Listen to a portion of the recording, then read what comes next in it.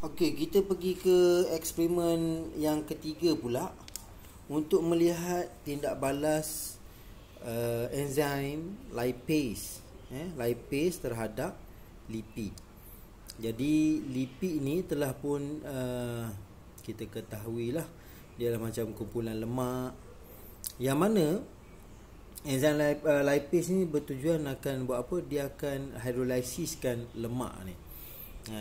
Hidrolisiskan lipid untuk menjadikan apa? Untuk tukarkan lipid ni menjadi glycerol dan asid lemak. Bila mana dia dah jadi kecil macam tu, barulah usus akan menyerap. Nanti kita akan masuk ke bab penyerapan tu lah. Okey. Apakah tujuan eksperimen ni jalankan? Mengkaji pencernaan lipid oleh enzim lipase.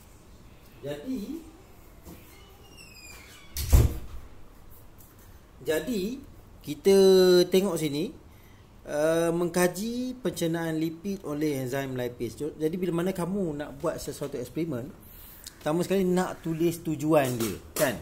Kita nak tulis tujuan dia, kita boleh terus gunakan perkataan mengkaji. Mengkaji apa dia?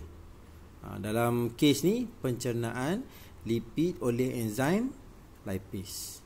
Okey, pernyataan masalah. Apakah tujuan kajian kamu ni? Maksudnya apa yang kamu, disebabkan apa kamu nak buat kajian ni? Kan? Apakah hasil tindakan enzim lipase terhadap hidrolisis lipid? Jadi kita nak tahu apa hasil tindakan enzim lipase ni bila mana dia menghidrolisiskan lipid. Itu pernyataan masalah dia. Okey, hipotesis enzim lipase menghidrolisis lipid menjadi asid lemak dan glycerol.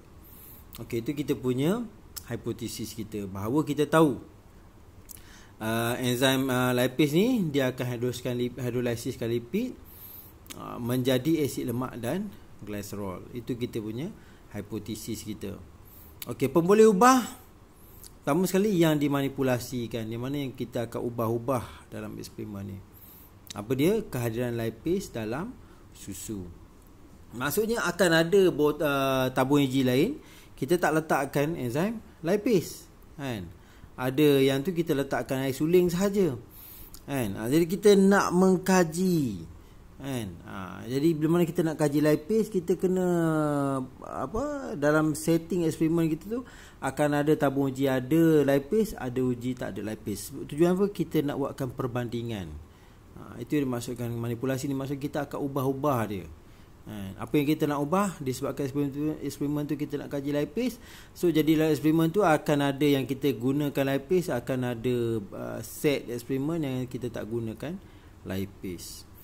Okey, pemboleh ubah yang bergerak balas, apa yang kita akan nampak dalam eksperimen tu nanti di hujungnya nanti?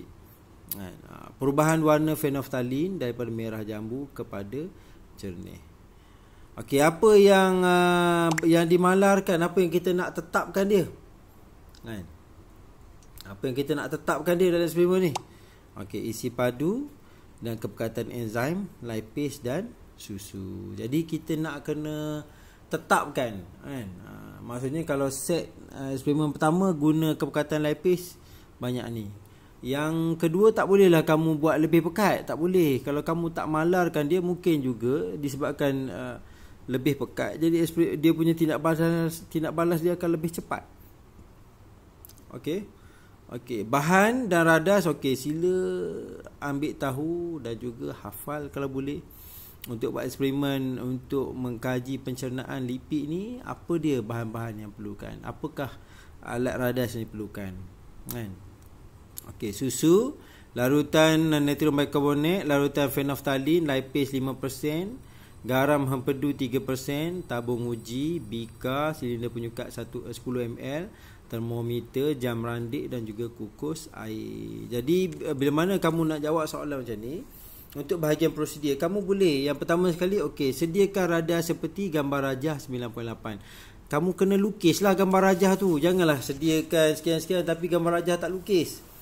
Kena lukislah, kan? Lukis. Okey, macam ni. kan, X, Y, Z. Kita buat setting X, Y, Z. Kemudian kita letakkan dia dalam beaker. Dalam beaker tu ada air yang bersuhunya 30 Celsius. Kita letak termometer ni, just kita nak buktikan, mana kita ukur suhu dia tetap pada 37 Celsius. Okey. Kenapa suhu 37 Celsius? Sebab enzim bertindak dengan aktif pada suhu tersebut. Okey, tabung uji XYZ dengan larutan seperti dalam jadual di bawah. Kamu tengok X, okey, 5 ml larutan susu. Okey, itu kita kena ada. Maksudnya kita kena malarkan dia. Sebagai substrate, dia adalah substrate yang akan tidak balas oleh lipase. Jadi dia perlu ada dalam eksperimen tu.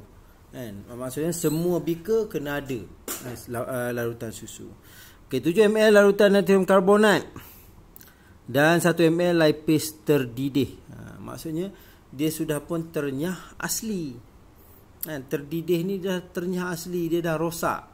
Jadi adakah dia akan memberikan result ataupun hasil kajian yang positif?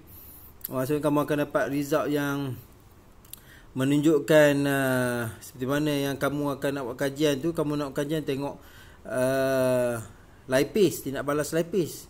Sudah tentulah tidak. Sebab apa? Sebab enzim tu sudah pun ternyah asli. Jadi kita tahu bahawa ini adalah eksperimen kawalan. Yang mana X tu sebenarnya dia adalah kawalan. Okey, tujuannya kita nak sebagai perbandingan. Setiap eksperimen kena ada perbandingan. Ada yang kita nak bandingkan. Bila mana kamu buat eksperimen tak ada kawalan, tak ada perbandingan, macam mana kamu nak buktikan? Kamu tak boleh buktikan tindak balas lipase ni tanpa ada kawalan, tanpa ada satu set eksperimen yang mana kita nak buktikan untuk kita bandingkan nanti. Okey. Y 5 ml larutan susu tambah 7 ml larutan natrium karbonat, 1 ml garam hempedu 3% dan juga 1 ml lipase 5%. Okey, Z 5 ml larutan susu, 7 ml larutan natrium karbonat, 1 ml garam hempedu, tapi dia tak letak lipase. Jadi sini kita tahu bahawa Z ni adalah kawalan. Sebab apa? Dia tak letak apa-apa lipase pun sini. Dia hanya letak susu, karbonat dengan garam hempedu. Lipase tak ada. Jadi adakah berlaku tindak balas hidrolisis? Adakah berlaku? Berlaku, tapi lambat. Sebab apa? Tujuan enzim ni adalah untuk apa? Mempercepatkan tindak balas. Jadi kita tahu sini bahawa X dengan Z ni adalah kawalan. Yang ni kawalan adanya lipase, tapi lipase yang sudah ternyah asli. Kita berlaku pada X, manakala Z ni pula adalah tidak diletakkan enzim lipase. Okey, kita tengok apakah yang terjadi. Okey, hidupkan jam randik dan mana kita nak ambil catatan masa dia. Catatkan masa diperlukan untuk larutan phenolphthalein dalam ketiga-tiga tabung uji untuk berubah daripada merah jambu kepada jernih. Okey. X ni dia tetap juga. Kamu tengok seperti mana setting yang tadi yang kita dah tengok tadi. Apa hasil kajian dia? Awal eksperimen merah jambu. Di akhir eksperimen pun merah jambu. Maksudnya tidak ada berlaku apa-apa tindak balas. Jadi di sini kita tahu bahawa disebabkan lipase tadi dia sudah pun terdidih. Maksudnya telah berlaku proses, dia telah pun dinyah asli kan. Jadi dia tidak boleh melakukan tindak balas seperti yang kita harapkan. Jadi dia akan jadi merah jambu lah. Maksud tak ada apa-apa yang berlaku. Okey, Y larutan merah jambu, kemudian dia jadi jernih. Jadi kita tahu lipase sudah pun menjalankan tugasnya dalam apa?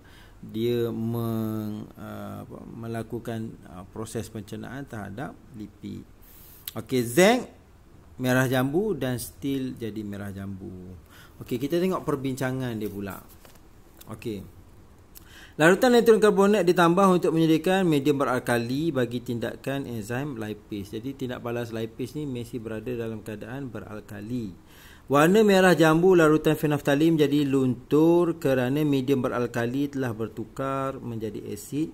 oleh kerana susu telah dihidrolisis menjadi asid lemak dan glycerol. Jadi disebabkan susu tu sudah pun ditukarkan, dia dah ditukarkan jadi asid lemak dan glycerol. Jadi medium tu telah bertukarlah jadi asid.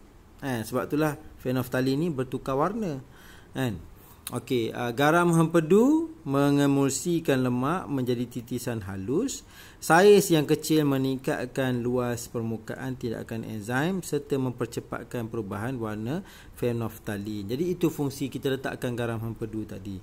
Dan juga kesimpulannya, hipotesis diterima lipase menhidrolisis lipid menjadi asid lemak dan glycerol. Dan itu yang terjadi pada Y. Yang mana semua cukup syarat lah. Dia ada natrium karbonat untuk memastikan keadaan beralkali.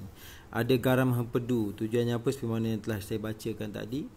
Dan juga adanya lipase 5%. Yang atas X ni ada juga lipase, tapi lipase yang sudah rosak. Sedangkan ini adalah lipase yang masih boleh menjalankan tindak balas hidrolisis. Sebab itulah kamu dapat tengok merah jambu ni bertukar menjadi warna jernih.